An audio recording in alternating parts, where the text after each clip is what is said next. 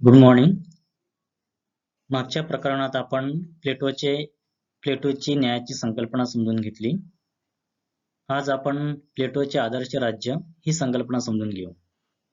प्लेटोने ज्या आदर्श राज्याची संकल्पना मांडली ते आदर्श राज्याची संकल्पना मांडण्यामागची ऐतिहासिक पार्श्वभूमी काय होती हे आपण समजून घेऊ. म्हणजेच ज्या कालखंडात प्लेटोने आदर्श राज्याची संकल्पना मांडली, हे आदर्श राज्याची संकल्पना मांडण्यामागचे अशा कोणत्या घटना घडल्या की ज्यामुळे प्लेटोला हे आदर्श राज्याची संकल्पना सुचली आणि त्याला या आदर्श राज्याची संकल्पना मांडावी लागली. तर प्लेटोच्या कालखंडात म्हणजे प्लेटो ज्या ग्रीक नगरराज्यामध्ये राहत होता, त्या ग्रीक नगरराज्यामध्ये अनेक नगरराज्यामध्ये भ्रष्टाचार निर्माण झाला होता. म्हणजे या ग्रीक नगरराज्यातील आपण अथेन्सचं उदाहरण घेतलं तर अथेन्स मध्ये जी लोकशाही होती हे लोकशाहीचा पूर्ण ऱ्हास झाला होता. लोकशाहीचे मूल्याचं पूर्ण अंधपतन झालं होतं. कारण जगातली कोणतीही शासन पद्धतीचा आपण विचार केला तर ती शासन पद्धतीचे काही तत्व असतात, काही सिद्धांत असतात आणि काही मूल्य असतात.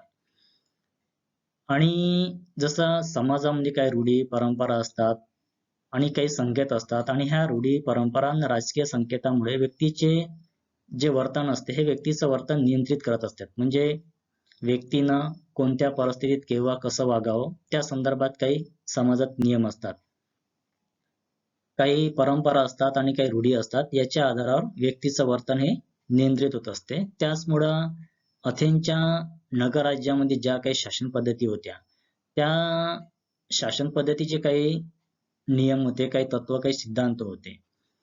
आणि अथेन्समध्ये सुद्धा लोकशाही होते. तर अथेन्स मधले जे लोकशाही होते ते ह्या लोकशाहीचे जे मूल्य होते हे पूर्ण मूल्य तत्व ह्या तत्वाचा ऱ्हास झाला होता.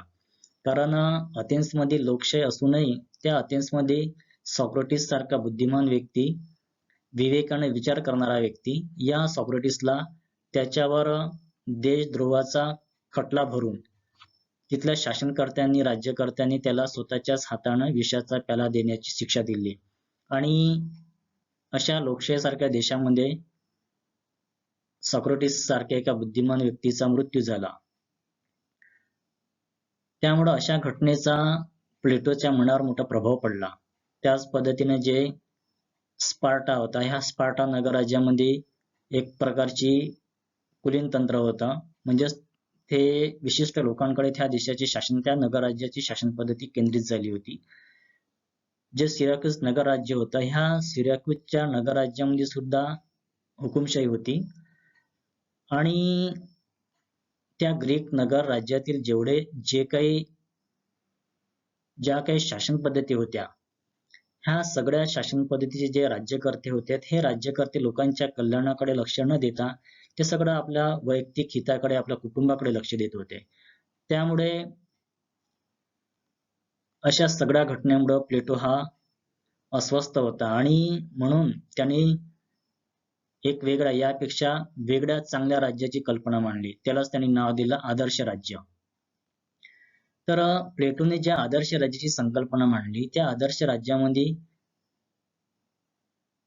त्यांनी न्याय, तत्वज्ञानी शासक, साम्यवाद, स्त्री पुरुष समानता आणि शिक्षणाची व्यापक योजना अशा चांगल्या गोष्टीचं एकत्रीकरण केलं. आता प्लेटोने ज्या आदर्श राज्यात ह्या ज्या चांगल्या गोष्टी सांगितल्या ह्या काही स्वतःच्या मनाच्या नाही होत्या.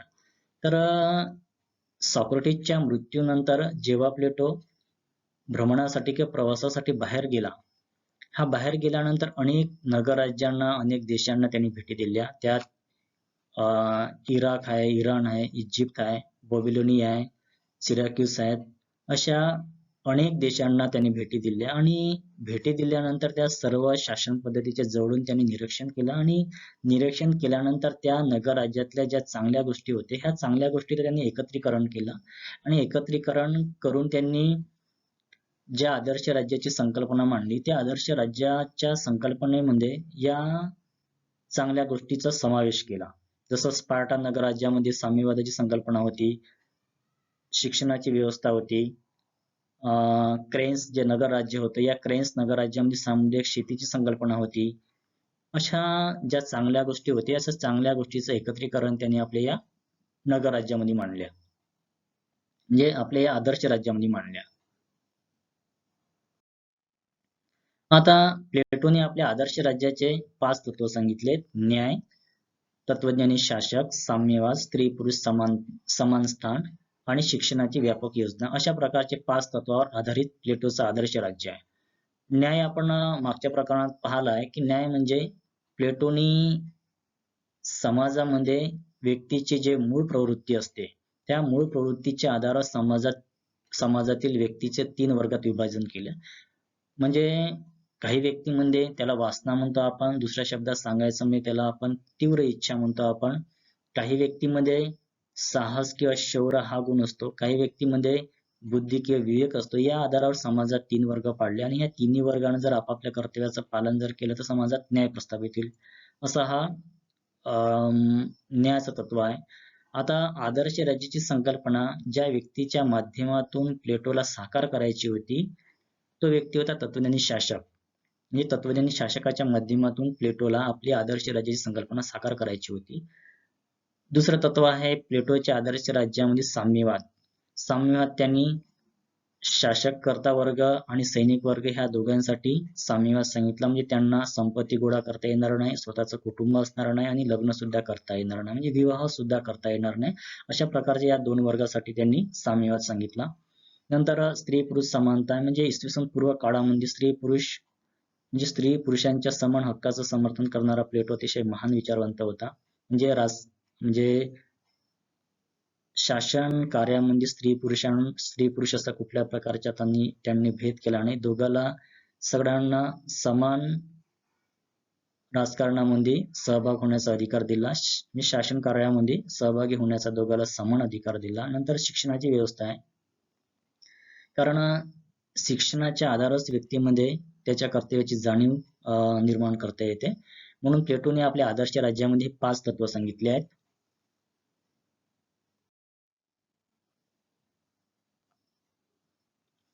आता आपण प्लेटोच्या आदर्श राज्याचं विश्लेषण केल्यानंतर काही वैशिष्ट्य आपल्या डोळ्यासमोर येतात. ते पहिलं वैशिष्ट्य आहे तत्वज्ञानी शासक.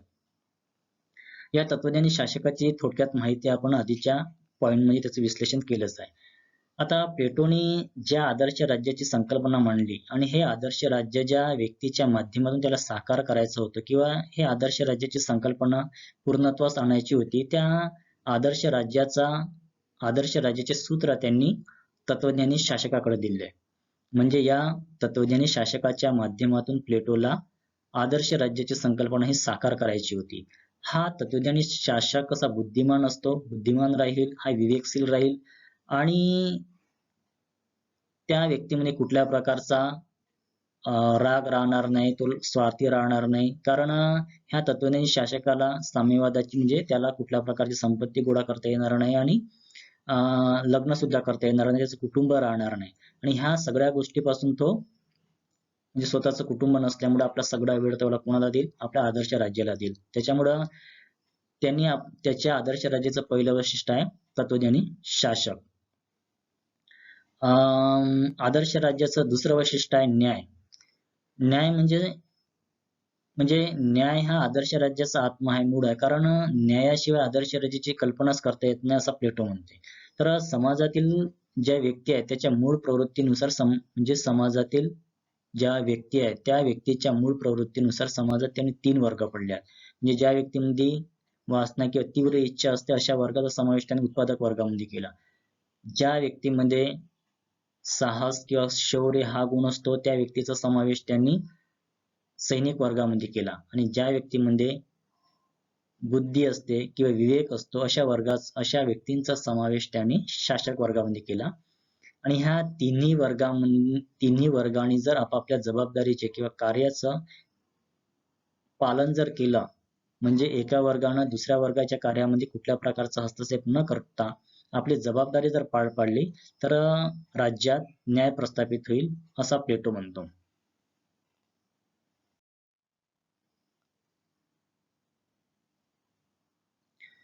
प्लेटोच्या आदर्श राज्याचं तिसरं वैशिष्ट्य आहे शिक्षण पद्धती. आता प्लेटोनी समाजामध्ये 3 वर्ग पाडले. एक उत्पादक वर्ग, सैनिक वर्ग आणि एक शासक वर्ग, असे तिन्ही वर्ग पाडले आणि ह्या तिन्ही वर्गांना त्यांचं कार्य वाटून दिलं. तर शिक्षणाच्या आधारावर प्लेटोनं काय केलं की शिक्षणाच्या आधारावर व्यक्तीला त्याच्या कर्तव्याची त्याच्या जबाबदारीची जाणीव करून देण्याचं काम हे शिक्षण करते. म्हणून प्लेटोने आपल्या आदर्श राज्यामध्ये शिक्षणाची व्यवस्था ठेवली. कारण शिक्षणाच्या आधारावरच चारित्र्य संपन्न प्रजा ही दक्ष प्रामाणिक असे शासक निर्माण करू शकतात आणि प्रत्येक व्यक्तीला त्याच्या कर्तव्याची आणि जबाबदारीची जाणीव सुद्धा शिक्षणाच्या आधारावर करता येते. म्हणून प्लेटोने आपल्या आदर्श राज्यात शिक्षणाची एक व्यापक योजना सांगितली. त्याच प्राथमिक शिक्षण आहे आणि उच्च शिक्षण सांगितलं. प्लेटोच्या आदर्श राज्याचा चौथा वैशिष्ट्य आहे साम्यवाद. प्लेटोनी जो साम्यवाद सांगितला, हा प्लेटोचा साम्यवाद समाजातील फक्त 2 वर्गासाठीच लागू होतो. कारण समाजामध्ये त्याने 3 वर्ग पाडले. एक उत्पादक वर्ग, सैनिक वर्ग आणि शासक वर्ग. परंतु प्लेटोनी जो साम्यवाद सांगितला, हा साम्यवाद उत्पादक वर्गासाठी लागू होत नाही.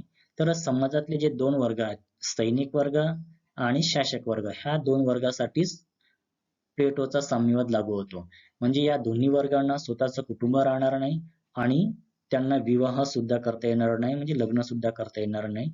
आणि ह्या शासक वर्ग आणि सैनिक वर्ग ह्या दोन्ही वर्गांना संपत्ती सुद्धा गोळा करण्याचा अधिकार राहणार नाही, म्हणजे त्यांना स्वतःचं घरही राहणार नाही. म्हणजे या वर्गांना जर त्यांच्या ज्या गरजा असतील, म्हणजे झोपण्याची गरज असो किंवा जेवणाची गरज असो, तर त्यांना सार्वजनिक निवासस्थानातून त्यांना राहण्याची व्यवस्था राहील, तिथे झोपण्याची व्यवस्था राहील आणि सार्वजनिक भोजनालयामध्येच त्यांच्या जेवणाची व्यवस्था राहील. म्हणजे त्यासाठी त्यांना पैशाची गरज राहणार नाही, त्या स्वतःचं कुटुंब राहणार नाही.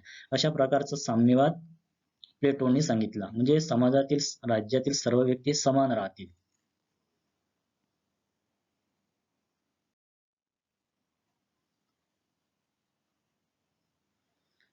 प्लेटोच्या आदर्श राज्याचा पाचवं वैशिष्ट्य आहे स्त्री पुरुष समानता. प्लेटो त्या कालखंडातला एक महान विचारवंत होता. कारण आधुनिक काळातील बहुतांश धर्माचा विचार जर केला तर सर्व धर्माने स्त्रियांना दुय्यम स्थान दिलेलं आहे. त्यांना शिक्षणाचा अधिकारच दिलेला नाही. फक्त एक बुद्धिस्ट धर्माचा आपण अपवाद. तर त्या कालखंडात म्हणजे बहुतांश धर्माने स्त्रियांना समानतेची वागणूक दिली नाही, किंवा त्यांना शिक्षणाचा अधिकार दिला नाही, त्यांचे शैक्षणिक अधिकार नाकारले आहेत. परंतु त्या कालखंडात म्हणजे इसवी सन पूर्व कालखंडामध्ये प्लेटोने स्त्रियांच्या समान हक्काचं समर्थन करणं म्हणजे हे खूप मोठी गोष्ट झाली. तर प्लेटोनी स्त्री पुरुषाच्या कुठल्या प्रकारचा भेदभाव केला नाही. म्हणजे शासन कार्यामध्ये सहभागी होण्याचा स्त्री असो पुरुष असो दोघांना समान अधिकार दिलेला आहे. कारण प्लेटो म्हणते की स्त्री आणि पुरुष यांच्यामध्ये शारीरिक भेदभावाशिवाय दुसरा कुठलाही भेदभाव नाही. त्याच्यामुळं स्त्रीला कुटुंब, चूल आणि मूल यापर्यंतच केंद्रित ठेवण्यापेक्षा त्यांनी त्या स्त्रियांना त्या चूल आणि मूल याच्यातून बाहेर काढला आणि शासन व्यवस्थेमध्ये म्हणजे शासन कार्यामध्ये सहभागी होण्याचा पूर्ण त्यांनी संधी दिली. त्यामुळे प्लेटोच्या आदर्श राज्यामध्ये स्त्री पुरुष अशी समांतर राहील, कुठल्या प्रकारचा भेदभाव राहणार नाही. प्लेटोच्या आदर्श राज्याचं 6वं वैशिष्ट्य आहे साहित्य आणि कला यावर नियंत्रण. आता साहित्य आणि कला ह्या 2 गोष्टी अशा आहेत की व्यक्तींमध्ये म्हणजे समाजातील व्यक्तींमध्ये नैतिक मूल्याची जपणूक करणे आणि त्यांना चांगल्या सवयी लावणे म्हणजे व्यक्तींमध्ये मूल्याची जपणूक करणे आणि त्यांना चांगल्या सवयी लावणे या दोन्ही गोष्टींमध्ये साहित्य आणि कलाची अतिशय महत्वाची भूमिका असते. त्यामुळे प्लेटो म्हणते की साहित्य आणि कलावर राज्याचं नियंत्रण असावं.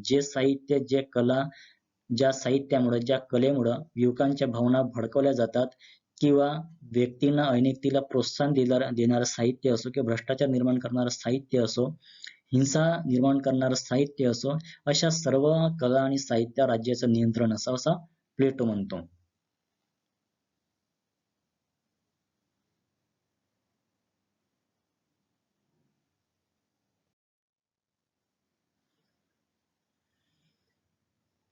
प्लेटोच्या आदर्श राज्याचा 7वं वैशिष्ट्य आहे कायदा आवश्यक नाही. आता प्लेटोने जे आदर्श राज्याची संकल्पना मांडली त्या आदर्श राज्यामध्ये कायदा आवश्यक नाही असं प्लेटो म्हणते. कारण प्लेटोच्या आदर्श राज्याची जे सूत्र आहे हे तत्वज्ञानी राजाकडे आहे आणि हा तत्वज्ञानी राजा बुद्धिमान असतो, ज्ञानी असतो, विवेकशील असतो, संयमी असतो, तो दयाशील असतो, न्यायी असतो. त्याच्यामुळे अशा न्यायशील राजाकडे, विवेकशील किंवा बुद्धिवान राजाकडे जर राज्याचे जर सूत्र असले तर ते राज्य अतिशय आदर्श असते, चांगलं असते आणि त्या आदर्श राज्यामध्ये कायद्याची आवश्यकताच नाही. म्हणजे कारण त्या नागरिकांमध्ये म्हणजे त्या आदर्श राज्यातील नागरिकांमध्ये कुठल्याही प्रकारचे संघर्ष होणार नाही. त्यामुळे त्या राज्यामध्ये संघर्षच होणार नाही तर कायद्याची किंवा संविधानाची शिवाय आवश्यकता भासणार नाही असं प्लेटो म्हणते. म्हणजे तत्वज्ञानी आदर्श राज्य हे सर्वात चांगलं राज्य आणि त्या राज्याचे सूत्र ज्या तत्वज्ञानी शासकाकडे असते त्याचं राज्य अतिशय चांगलं आणि आदर्श असते. त्यामुळे त्या राज्यामध्ये कायदा आवश्यक नाही किंवा संविधानही आवश्यक नाही असं प्लेटो म्हणते. म्हणजेच न्यायालयाची सुद्धा गरज पडणार नाही असं थोडक्यात प्लेटोचं मत आहे. दुसरं आहे नंतरचं शेवटचं वैशिष्ट्य आहे सर्वाधिकारी राज्याचे समर्थन. आता प्लेटोनी आदर्श राज्याचे सूत्र ज्या तत्वज्ञानी राजाकडे सोपवलेले आहेत तर ह्या तत्वज्ञानी शासकाकडे सोपवल्यानंतर त्या तत्वज्ञानी शासक बुद्धिमान असतो, विवेकशील असतो. त्यामुळे अशा तत्वज्ञानी शासकावर कुठल्याही प्रकारच्या संविधानाचं किंवा कायद्याचं त्याच्यावर बंधन नाही आहे आणि त्यामुळे अप्रत्यक्षरित्या म्हणजे अप्रत्यक्षरित्या प्लेटोनं सत्तेचं म्हणजे तत्वज्ञानी शासकाकडे सत्तेचं केंद्रीकरण केलेलं आहे. त्यामुळे असा शासक हा हुकुमशाहीला किंवा निरंकुशतेला प्रोत्साहन देणारा आहे.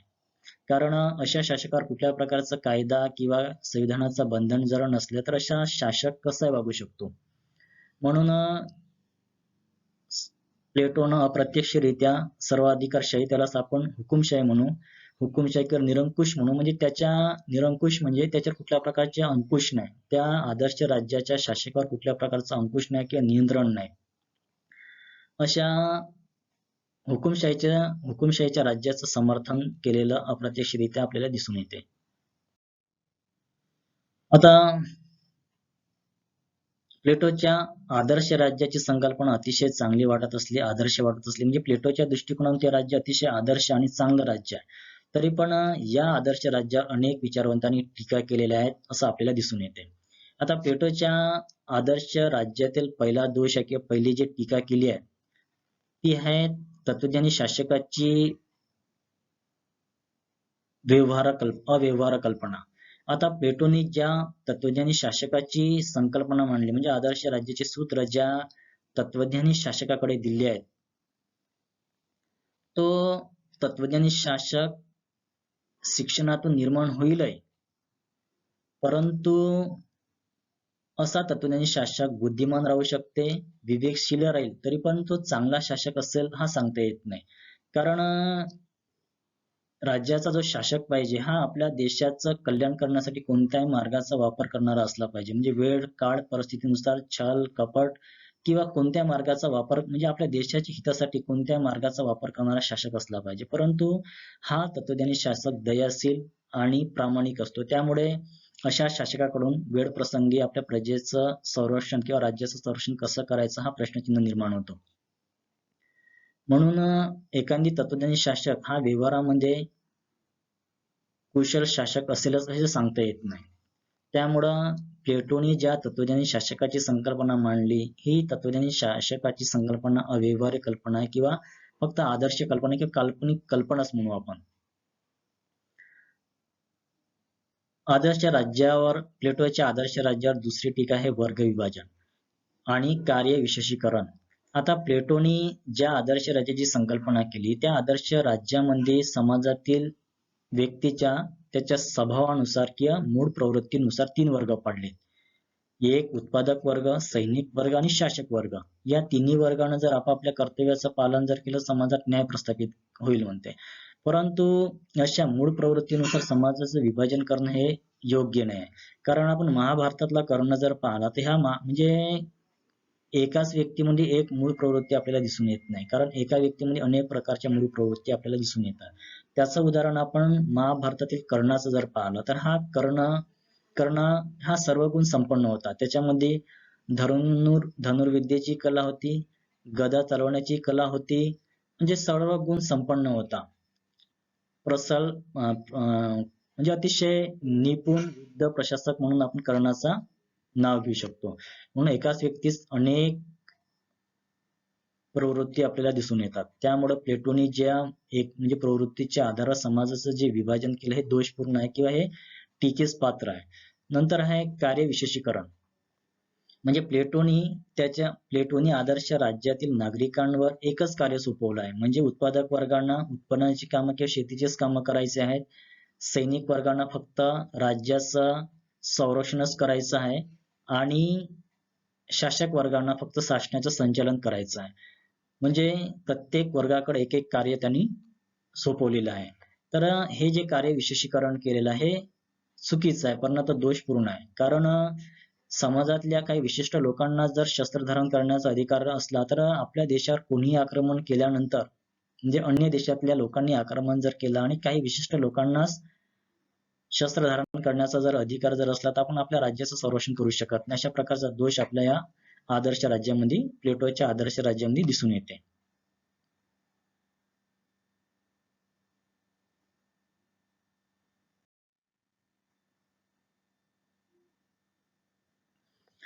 प्लेटोच्या आदर्श राज्यातील तिसरा जो दोष आहे हा शिक्षण पद्धती. आता प्लेटोनी ज्या आदर्श राज्याचे सूत्र ज्या तत्वज्ञानी राजाकडे दिले आहेत, हा तत्वज्ञानी राजा शिक्षणातून तयार होईल, पण शिक्षणातून तयार होण्यासाठी त्यांनी एक दीर्घकालीन आणि एक कंटाळवाणी शिक्षण पद्धती सांगितली आहे.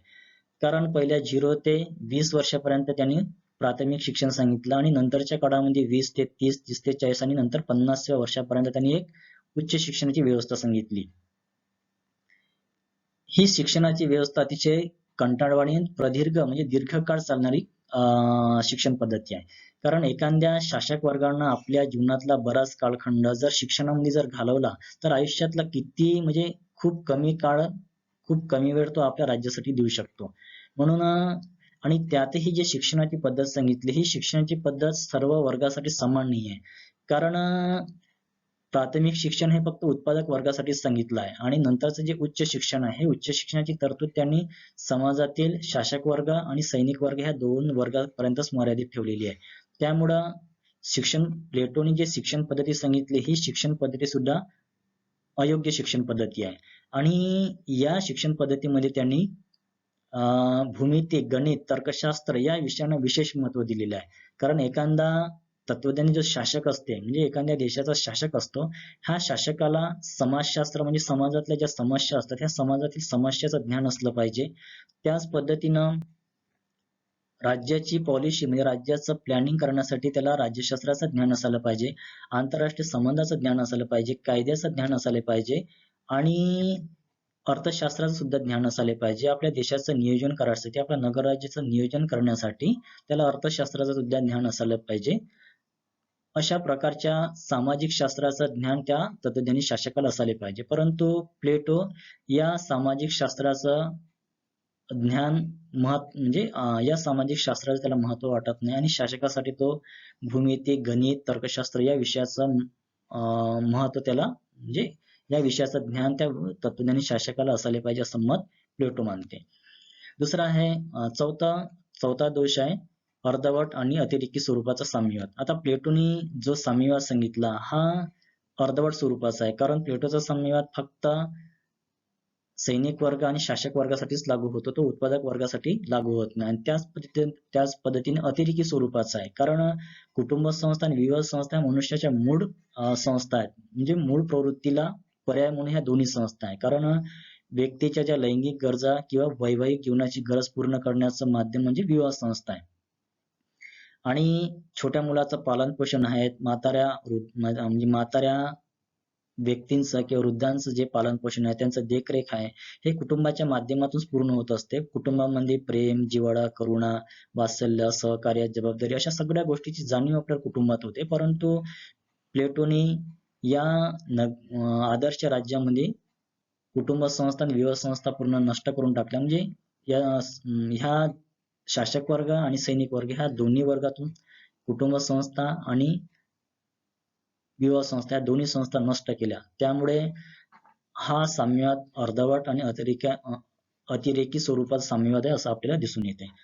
नंतर व्यक्ती विकासात बाधक. आता प्लेटोने ज्या आदर्श राज्याची संकल्पना मांडली त्या आदर्श राज्यामध्ये प्रत्येक व्यक्तीला एकच कार्य करायचं, म्हणजे उत्पादक वर्गाला उत्पन्नाचे कार्य करायचे, शासक वर्गाला शासनाचं संचालन करायचं आणि सैनिक वर्गाला शासनाचं संरक्षण करायचं. म्हणजे व्यक्तीला त्याच्या इच्छेनुसार कुठलाही कार्य करण्याची त्याला स्वतंत्रता दिलेली नाही. म्हणजे व्यक्तीला जर आपल्या व्यक्तिमत्वाचा सर्वांगीण विकास जर घडून आणायचा असेल तर प्रत्येक व्यक्तीला त्याच्या इच्छेप्रमाणे कुठलाही व्यवसाय करण्याचा स्वातंत्र्य पाहिजे. परंतु प्लेटो असं स्वातंत्र्य देत नाही. प्रत्येक व्यक्ती म्हणजे समाजातील 3 वर्गाचं त्याच्या मूळ प्रवृत्तीनुसार विभाजन करतो आणि प्रत्येकाला ते एकच कार्य केलं. म्हणजे व्यक्ती विकासाला बाधक आहे. म्हणजे व्यक्तीचा सर्वांगीण विकास प्लेटोच्या आदर्श राज्यामध्ये होत नाही असं आपल्याला दिसून येते.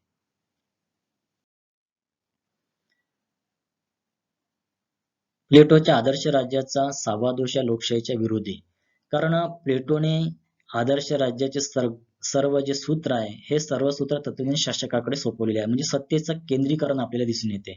लोकशाहीमध्ये सत्तेचं विकेंद्रीकरण असते. म्हणजे कायदे करण्याची सत्ता कायदे मंडळाकडे असते, कायद्याची अंमलबजावणी करण्याचं कार्य कार्यकारी मंडळाकडे असते आणि न्याय देण्याचं काम न्यायमंडळाकडे असते. म्हणजे सत्तेचं आपल्याला विभाजन दिसून येते. परंतु प्लेटोनी आपल्या आदर्श राज्यात सगळे सूत्र हे एका तत्वज्ञानी शासकाकडे केंद्रित केलेले आहे. सत्तेचं विकेंद्रीकरण आपल्याला दिसून येत नाही. आणि प्लेटोने आपल्या आदर्श राज्यामध्ये जो बहुसंख्यक वर्ग आहे, उत्पादक वर्ग, ह्या उत्पादक वर्गाला शासन कार्यामध्ये पूर्णतः अलिप्त ठेवलाय. त्यांना शासन कार्यामध्ये कुठल्या प्रकारचा सहभागी होता येत नाही. त्यामुळं हा लोकशाहीच्या म्हणजे प्लेटोचा जो आदर्श राज्याची संकल्पना आहे हे लोकशाहीच्या विरोधी दिसते. कारण लोकशाहीमध्ये आपण शासकाची जे निवड करतो हे अप्रत्यक्ष मतदानाच्या माध्यमातून शासकाची निवड करतो. म्हणजे राष्ट्रपती असो किंवा प्रधानमंत्री असो, प्रत्यक्ष किंवा अप्रत्यक्षरित्या यांची निवड करतो आणि मग प्रधानमंत्र्याची निवड त्या संसदीय समितीचे जे सदस्य असतात, म्हणजे त्या पक्षाचे जे सदस्य, पक्षाचे निवडून आलेले जे सदस्य असतात ते सदस्य त्या आपल्या नेत्याची निवड करतात. परंतु प्लेटोचा हा तत्वज्ञानी शासक हा शिक्षणाच्या माध्यमातून शासक होणार आहे. म्हणजेच लोकशाहीच्या हा पूर्णतः विरोध दिसते. म्हणजे मतदानाची कुठल्या प्रकारची तरतूद प्लेटोच्या आदर्श राज्यामध्ये आपल्याला दिसून येत नाही. म्हणजे लोकांच्या इच्छेतून शासकाची निवड होताना आपल्याला दिसून येत नाही. त्यामुळे लोकशाहीच्या विरोधी आपल्याला दिसून येते. आता प्लेटोनी ज्या आदर्श राज्याची संकल्पना मांडली ही आदर्श राज्याची संकल्पना अवास्तव कल्पना वाटते. कारण जगातल्या कुठल्याही देशामध्ये असं आदर्श राज्य म्हणजे जगाच्या कुठल्याही पाठीवर अशा आदर्श राज्याची संकल्पना आपल्याला अस्तित्वात आलेली दिसून येत नाही आणि आजही आधुनिक काळात असं राज्य आपल्याला दिसून येत नाही. त्यामुळे प्लेटोने ज्या आदर्श राज्याची संकल्पना मांडली ही अवास्तव आहे आपल्याला दिसून येते. प्लेटोच्या आदर्श राज्याचा नववा दोष आहे हे कायद्याकडे दुर्लक्ष. आता प्लेटोने ज्या आदर्श राज्याचे सूत्र तत्वज्ञानी शासकाकडे सोपवलं त्यामुळे प्लेटो असा म्हणतो की ह्या आदर्श राज्याचे सूत्र म्हणजे आदर्श राज्याचे सूत्र तत्वज्ञानी शासकाकडे असल्यामुळे हा तत्वज्ञानी शासक बुद्धिमान असतो आणि ज्ञानी असतो. त्याच्यामुळं तत्वज्ञानी शासकाचं राज्यच हे आदर्श राज्य असते. त्यामुळे त्या राज्यामध्ये कुठल्याही प्रकारचा संघर्ष होणार नाही आणि संघर्षच होणार नाही तर त्या राज्यामध्ये कुठल्याही प्रकारचा कायदा पण म्हणजे त्या आदर्श राज्यात कायद्याची आवश्यकता भासणार नाही आणि संविधानाची सुद्धा आवश्यकता राहणार नाही. कारण तत्वज्ञानी शासकाचंच राज्य म्हणजे न्यायावर आधारित राज्य राहील. परंतु कायदा म्हणजे समाज व्यवस्था कोणती असो, प्राचीन असो, आधुनिक असो, मध्यमकालीन असो किंवा आधुनिक असो, सगळ्या कालखंडामध्ये कायद्याची आवश्यकता असतेच. कारण जे शासकावर जर आपण कायद्याचं किंवा संविधानावरचं नियंत्रण जर ठेवलं नाही तर तो शासक हुकुमशाहीला म्हणजे असं राज्य हुकुमशाहीला प्रोत्साहन देण्यासारखं आहे. म्हणून प्लेटोच्या आदर्श राज्यामध्ये आपल्याला कायद्याची तरतूद दिसून येत नाही. त्यामुळे प्लेटोच्या आदर्श राज्यावर एक अशी म्हणजे प्लेटोच्या आदर्श राज्यामध्ये हा सुद्धा एक दोष आहे. दुसरा आहे गुलामगिरीच्या प्रश्नाकडे दुर्लक्ष. आता प्लेटोने ज्या कालखंडामध्ये आदर्श राज्याची संकल्पना मांडली त्या कालखंडामध्ये गुलामगिरीची म्हणजे प्रथा अस्तित्वात होती. परंतु प्लेटोने या गुलामगिरीच्या प्रथेसंदर्भात म्हणजे गुलामगिरीचं समर्थनही केलं नाही आणि विरोधही केले नाही. आणि त्याच्या जे आदर्श राज्य म्हणजे उत्पादक वर्ग होता ह्या उत्पादक वर्गाने शासन कार्यामध्ये सहभागी होण्याचा अधिकार दिला नाही. याचा अभ्यास केल्यानंतर प्लेटोने अप्रत्यक्षरित्या गुलामगिरीला प्रोत्साहन दिलं असं आपल्याला दिसून येते. कारण प्लेटोच्या आदर्श राज्यातला जो शेवटचा आणि खालचा घटक आहे, ह्या खालच्या घटकाकडे प्लेटोने कुठल्या प्रकारचं लक्ष दिलं नाही. यावरून अप्रत्यक्षरित्या गुलामगिरीचं समर्थन प्लेटोला करायचं आहे असंच आपल्याला दिसून येते.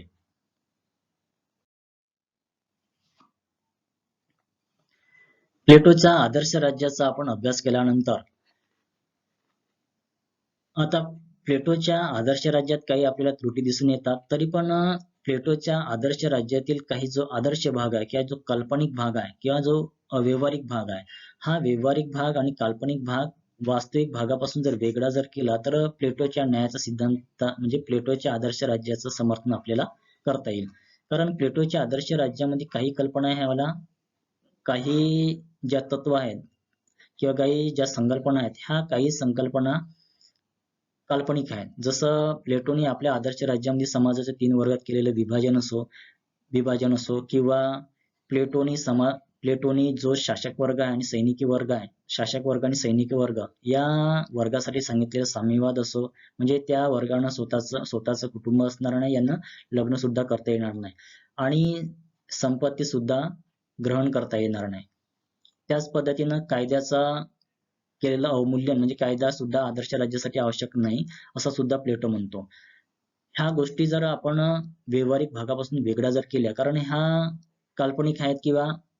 काल्पनिक आहेत आणि अवास्तव आहेत, परंतु आपण या काल्पनिक गोष्टी जर वेगळ्या जर केल्या तर प्लेटोने आपल्या आदर्श राज्यामध्ये नैतिकतेला दिलेलं प्रोत्साहन आणि तत्वज्ञानी शासक म्हणजे त्या देशाचा शासक हा बुद्धिमान असायला पाहिजे आणि आपल्या आदर्श राज्यामध्ये स्त्री पुरुषाचं केलेलं समर्थन आणि शिक्षणाचं केलेलं समर्थन ह्या गोष्टी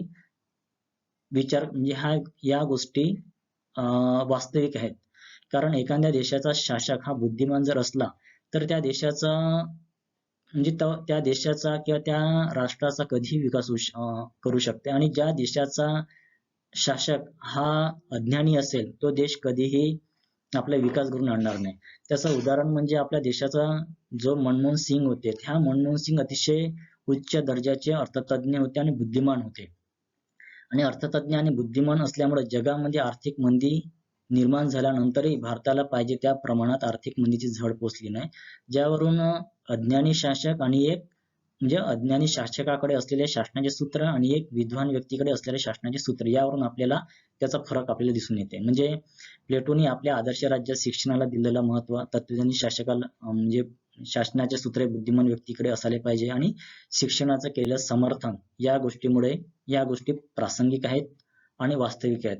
म्हणून प्लेटोच्या आदर्श राज्यातील काही भाग जो काल्पनिक आहे, हा काल्पनिक भाग व्यावहारिक भागापासून जर वेगळा जर केला तर प्लेटोच्या आदर्श राज्याचं महत्व कळू शकते. इथं आपण प्लेटोच्या आदर्श राज्याची संकल्पना समाप्त करू. दुसऱ्या भागामध्ये आपण प्लेटोचा तत्वज्ञानी राजा ही संकल्पना समजून घेऊ.